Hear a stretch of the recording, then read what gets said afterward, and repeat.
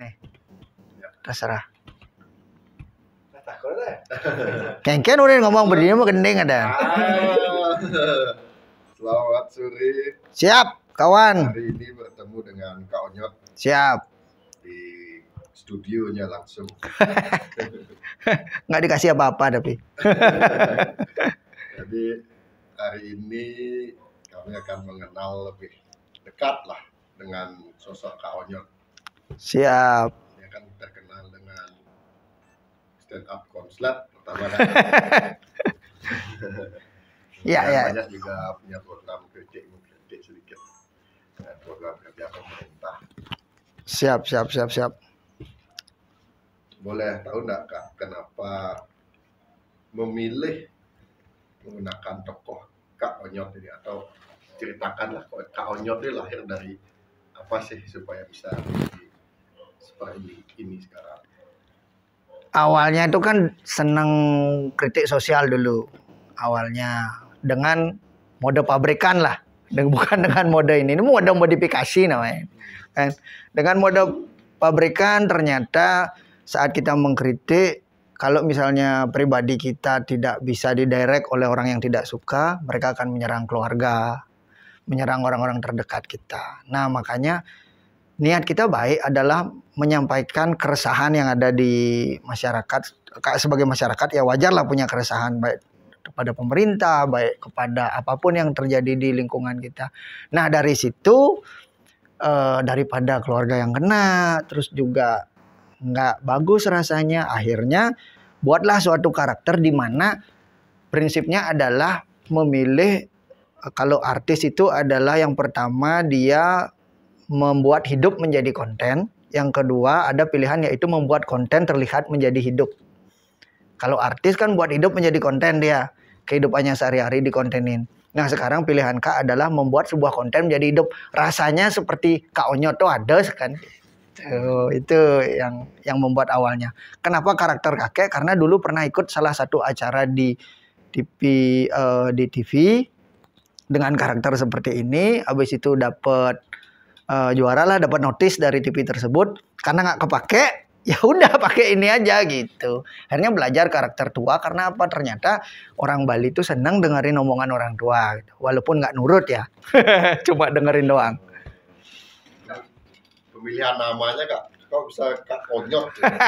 Itu lucu. Kalau dulu itu ada teman namanya Ronyot. Itu dengan otot keringnya dia, dengan ugal-ugalannya dia gitu. Jadi emang teman baik. Kalau ada apa-apa seringlah dikasih tahu, Urin Ironyot kayak gini gitu. Diajarin lah, maksudnya kalau dia punya masalah dan lain sebagainya.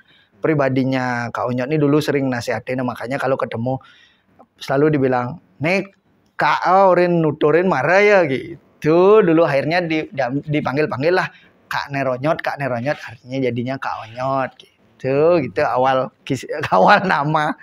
Nggak sengaja jauh, nggak isi nyari pawise, nggak, aman, santai.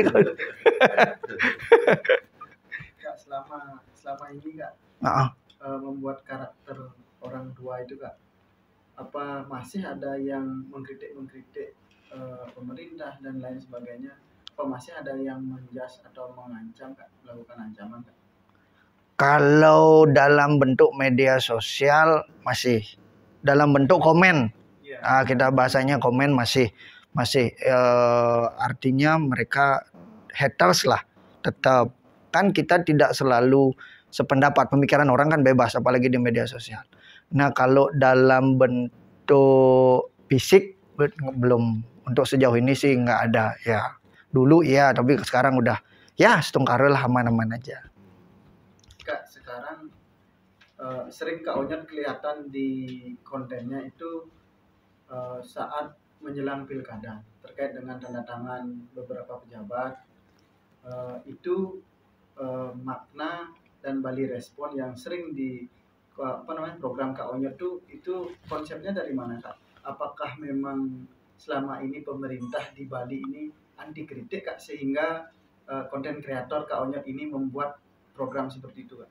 Kalau Bali respon itu mungkin seperti di awal Kak jelasin. Dulu Kak kritik pemerintah yang terjadi adalah pernah juga dibawa ke jalur hukum lah waktu itu. Nah dari situ akhirnya Kak berpikir, Kak aja yang dengan karakter seperti ini, dengan yang sudah lama di media sosial, begitu takut menyampaikan sebuah keluhan, keresahan. Nah akhirnya sekarang kita harus memiliki dasar dulu agar teman-teman berani untuk menyampaikan keluhannya kepada pejabat terkait. Karena apa? Pejabat itu adalah orang yang kita hormati dan mereka lah yang kita mintai sebuah solusi terhadap semua masalah yang ada di lingkungan kita, kan gitu. Pejabat level manapun. Nah dari situ akhirnya Kak membaca bahwa seorang pemimpin itu memiliki 4 syarat. Yang pertama adalah keberanian, kedua kepedulian, yang ketiga adalah kecerdasan, keempat kebijaksanaan. Yang pertama berarti yang harus dilewati oleh seorang calon pemimpin adalah keberanian dulu. Nah apa nih yang bisa mendasari kita untuk bisa tetap bersuara, tetap bisa menyampaikan aspirasi? Yang pertama adalah ya berarti Kak minta tanda tangan komitmen dari calon pemimpin kemarin. Dan semuanya sama. Dua calon, maksudnya berapapun ada calon Kak tetap. Cuman kemampuannya hanya bisa diserba kita saja. Karena pada proses Bali Respon itu boleh ditanyakan ke semua calon, Rp1.000 pun Kak tidak menerima bayaran. Dan itu semua murni dari kantong Kak sendiri, jalan ke sana. Itu semua memang niat Kak untuk memperbaiki sistem demokrasi digital kita di Bali. Itu dasarnya dulu. Nah dari sisi keberanian kan sudah terbukti bahwa pejabat-pejabat kita bersedia. Mereka lolos dari sisi keberanian. Nah sekarang dari sisi kepedulian. Yang kedua, kepedulian itu Kak melempar sebuah masalah yang disampaikan oleh masyarakat. Karena di perjanjian tanda tangan komitmen itu sudah dinyatakan bahwa Kak Onyot boleh menyampaikan keluhan masyarakat melalui media sosial tanpa adanya intimidasi secara hukum maupun secara fisik oleh pejabatnya sendiri ataupun oleh pendukungnya. Itu isi dari tanda tangan komitmen. Setelah ada itu akhirnya berjalanlah yang kedua, syarat kedua menjadi seorang pemimpin, yaitu kepedulian. Kak melempar beberapa masalah yang ada di masyarakat untuk direspon langsung oleh pejabatnya. Masyarakat akan bisa menilai pada saat proses pilkada itu, masyarakat menilai apakah pejabat yang ini pas respon, apakah pejabat ini tidak gitu. Jadi di situ masyarakat bisa menilai tanpa harus Kak memframing ini lebih bagus, ini lebih jelek, nggak ada sama sekali. Keduanya sama waktu itu, waktu pilkada lah ya.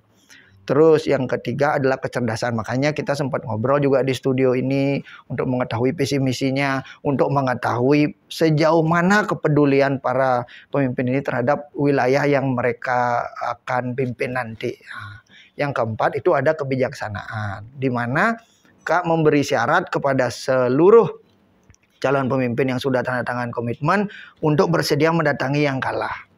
Tujuannya cuma satu, bahwa pilkada sudah selesai. Agar mungkin di level pemimpin ya santai-santai aja. Nah di bawahnya ini kita nggak pernah tahu, mungkin mereka masih ada perbedaan.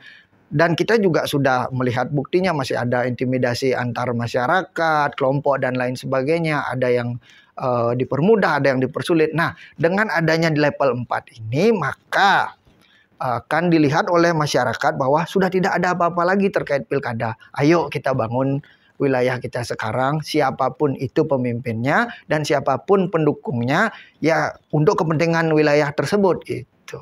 Itu sih kalau Bali Respon secara keseluruhan ya. Terus sampai sekarang dari tujuannya kan memang untuk memberikan pembangunan yang merata, yang bagus lah untuk daerah sendiri kan gitu. Iya. Setelah berjalan dari stand up sampai yang tadi itu gimana hasilnya Kak? Kalau di Bali Respon Kak aja kaget. bukan hanya orang lain ya, Kak aja kaget ternyata kita memiliki pemimpin yang mau membuka diri. Kita memiliki pemimpin yang memang mau, oh ini loh sistem baru. Kak tidak pernah ada masalah dengan siapa pemimpinnya. Yang penting itu adalah bagaimana cara beliau memimpin. Dengan adanya Bali Respon ini, maka sekarang ada sistem baru di mana masyarakat bisa menyampaikan keluhan dan sudah terbukti beberapa. kita udah nyelesain, bukan kita lah ya, Bali respon dan nyelesain, ada jalan, ada bantuan, ada masalah intimidasi. Itu Kak aja nggak nyangka ternyata pejabat kita se-aware ini dengan metode baru dalam sistem demokrasi digital gitu. Berarti mirip anggota DPRD nih. Tidak dong, tidak pegang duit, Bos. Aspirasi dan menyalurkan kepada pemerintah langsung kan gitu, seperti itu. Menyalurkan saja, menyalurkan aspirasinya saja. Uangnya tidak dong. Dari kapan mulai Kak fokus ke